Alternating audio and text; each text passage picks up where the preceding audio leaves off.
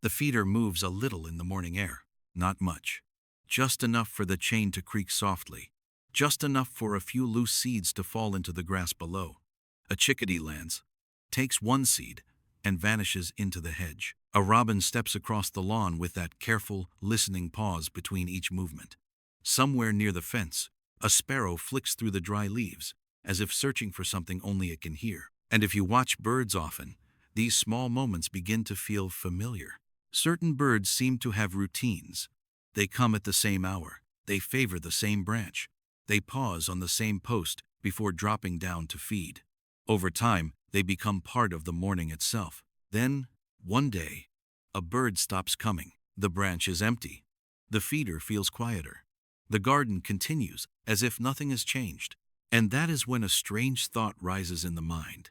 With so many birds passing through your yard every day, why do you almost never see a dead one? It is not because birds rarely die near us, and it is not because your yard is untouched by loss. The truth is quieter than that. All around your garden, in the shrubs, beneath the leaves, along the fence line, and even during the hours when you are asleep, nature is already at work. Birds hide when they are weak. Scavengers arrive quickly. Insects find what human eyes miss. Weather, soil, and time do the rest.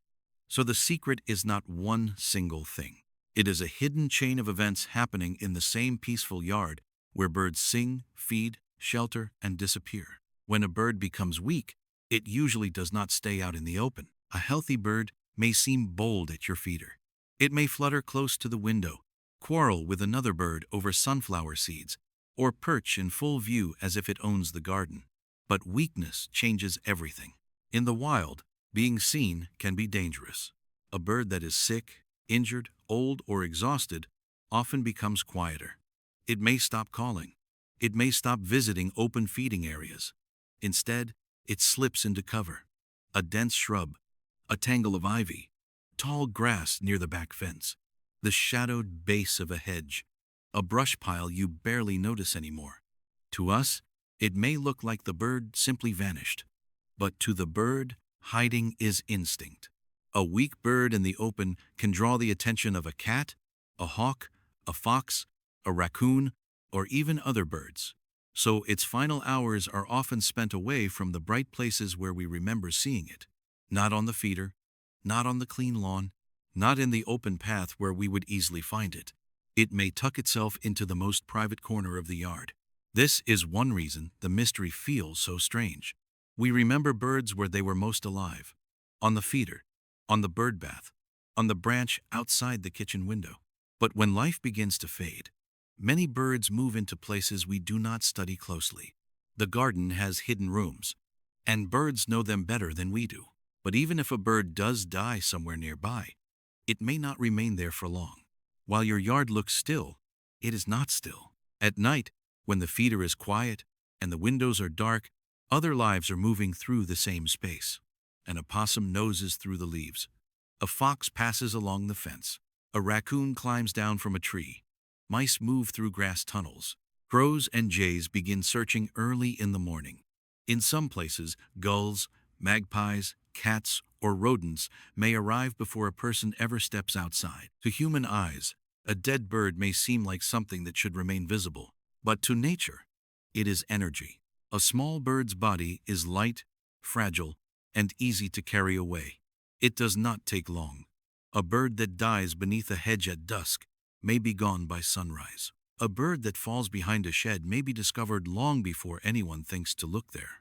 This is not cruelty. It is the old work of the living world. Scavengers are often misunderstood because they deal with what we prefer not to see. But they are part of the reason yards, woods, fields, and roadsides are not covered with the remains of small animals. They return what is ended back into motion. The same yard that offers seed and shelter also has its quiet cleanup crew. You may never see them working. You may only notice that there is no trace. And after the larger scavengers, there is an even smaller world waiting. Insects notice things quickly. A fly may find what you would miss. Ants may discover a hidden place beneath leaves. Beetles, mites, and tiny soil creatures begin their work in silence.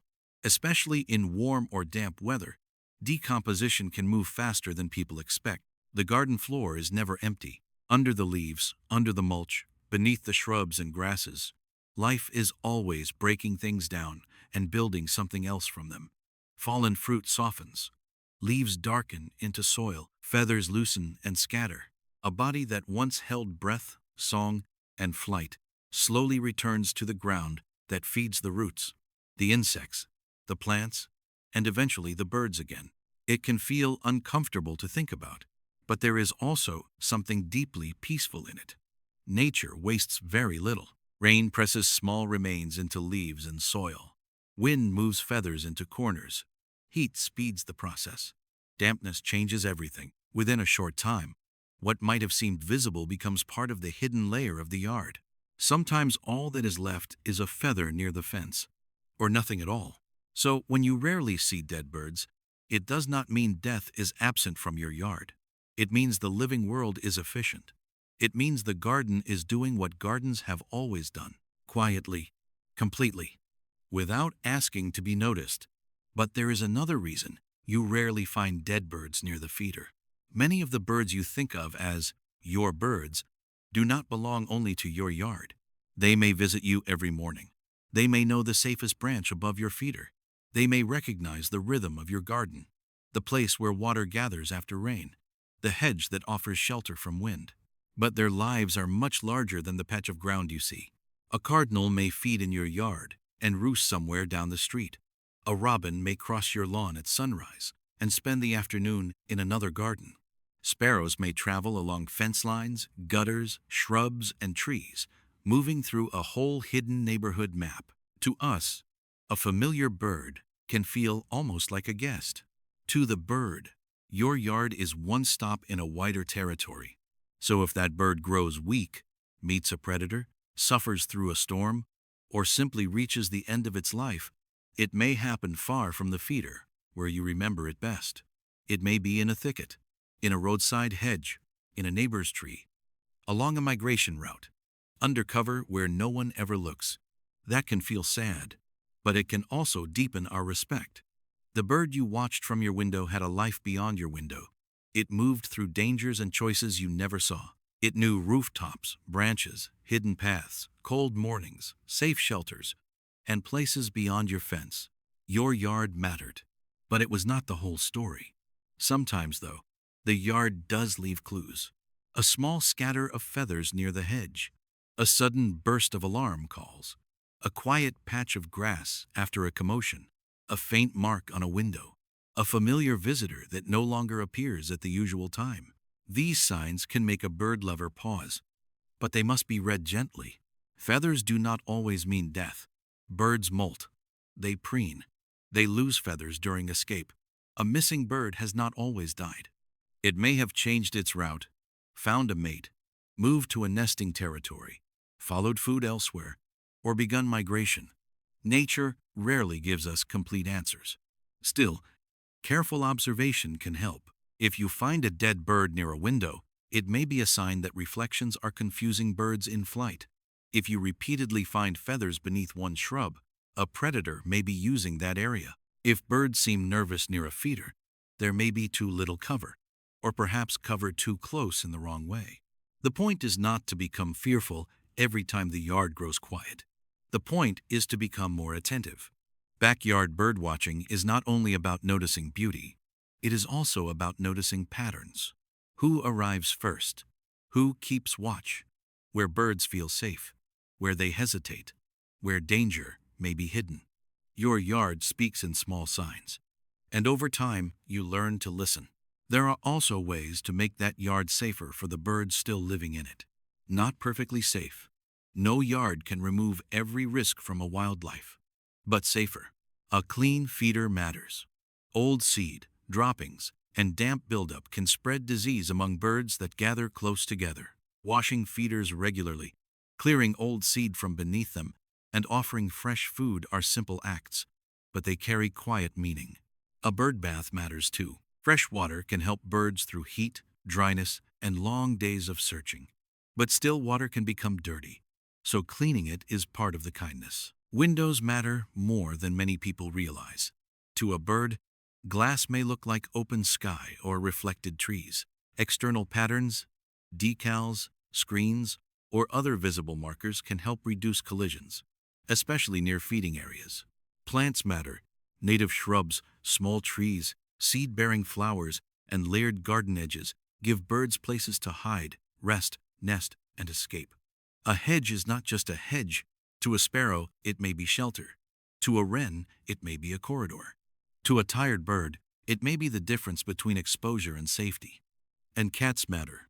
Even a well-fed cat can be a serious danger to birds.